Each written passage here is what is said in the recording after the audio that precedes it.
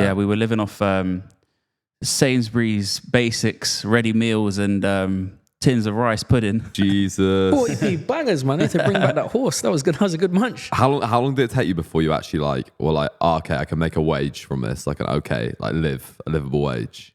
I reckon. It was a while. I think we might have started taking $1,000 each after a month, after a few years. But even then, that was just wasn't real living wage. You know, how are you living until then? Then, if you, I think we're lucky because we just lived at our mum's. Didn't really do anything other than work. That's cool. Yeah, well, I think we enjoyed that process. I think we were loving it, like finding the absolute cheapest thing we could find.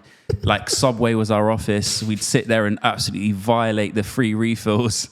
I don't know if they are actually free refills, but we took it to be that they were. They give us a cup and access. Lawsuit inbound from Subway. But yeah, we just sit there and like sit on our phones and like try and get stuff cracking.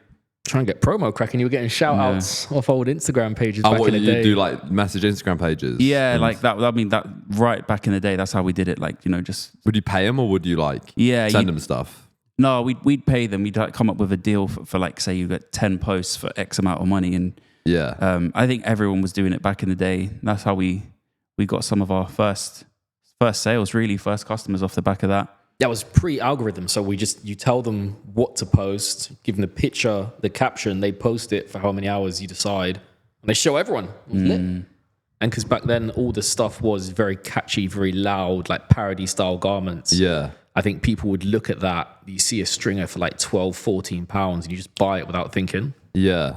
And yeah, I think that all of that kind of sales growth, I think, was probably what allowed us to take the capital we generated from that, put it into Vanquish, and then start actually making a proper branded garments in 2015. Yeah, because it's changed a lot, hasn't it? Like, I get like friends and stuff that are like in the influencer. I hate that word. In the influencer space, you know, and they'll be like asking about gym clothes or whatever, or asking about like VQ, and then like the thing I hear the most is it's like, I'd say you're one of the only brands that make like clean, like sleek, like stuff that you wouldn't mind wearing out. Do you know what I mean? Like if, like for example, the t-shirt I'm wearing now, like whether it's coming to you or not, like I'd wear it out and about without looking like a fucking Nazi Power Ranger. Yeah, literally. So I couldn't do it better myself. So I feel like you separated yourselves in that kind of. You could probably explain it better than me. You know. I like the term Nazi Power Ranger. I think one thing that was always in my head was like, you just think of these skin-tight, bright blue fitness garments, and you're like walking around Sainsbury's after gym looking like an absolute twat. I used to love those as well, but yeah, man. But I think we always wanted to make stuff that kind of had that streetwear, fashionable style inputted into it. Yeah. I think we've lost our way over the years. I think we're smashing it at the minute. But I think it's just gym and lifestyle, really. It's like to the gym, from the gym, after the gym. It's just everything encompassing. I think now we're trying to we've got the kind of more graphic stuff like you're wearing there. You got the essential plain stuff that you might wear more so for the gym. Mm-hmm. I don't want to just talk about products forever. Yeah, but I love the newer stuff you guys are doing. But anyway, going back to the story of the brand. So yeah, we started in. It took like a month. Sorry, man, I was just gonna say it took like a month to get the first order. I want to know about like actually getting orders and how that went about. Do you know what I mean? Obviously beyond Instagram. How did you actually start selling? Like, I know to get that first order, we had to do buy one, get one free. Yeah. I think it was more a case of when we found something that worked, we found like these shout out pages and Instagram promo was working well. I think we had some Facebook stuff going as well at the time because that was a little bit more relevant. I was doing stuff on Twitter as well, just manual stuff. Like what?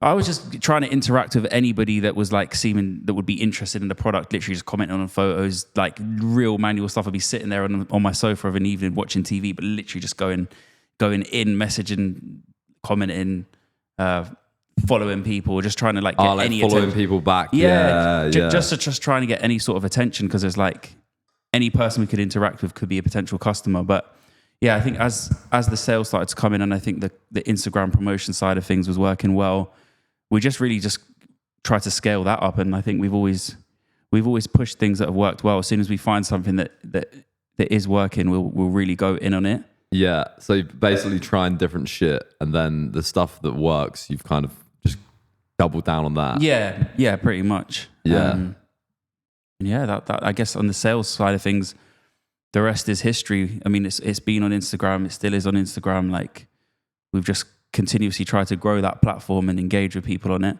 Yeah.